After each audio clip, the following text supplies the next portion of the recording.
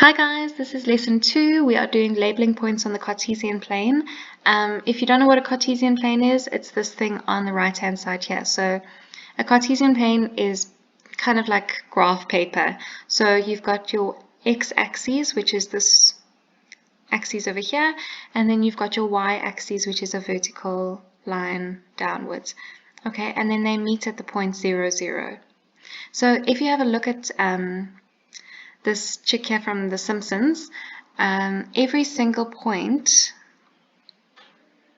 is drawn on this Cartesian plane, and it has two numbers. It's got an x-coordinate and a y-coordinate, and what they did was they plotted all of the coordinates, and then they joined the lines, and then they formed the relationship between all the points, which is actually just her. I don't watch The Simpsons, so I don't know what her name is, but every single one of them has a relationship, and once you join all the points, you can see that it forms a graph.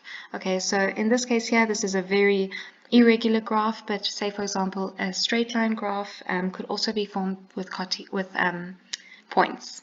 Alright, so ordered pairs are used to plot points on graphs, and we can use graphs to represent the relationships between numbers.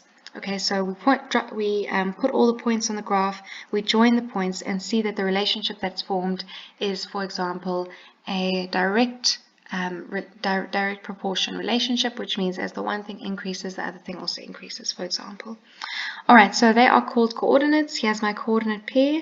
The first number, 1, represents the number on the x-axis, also known as the x-coordinate, and then the second number, 3, represents the position on the y-axis, which is also known as the y-coordinate.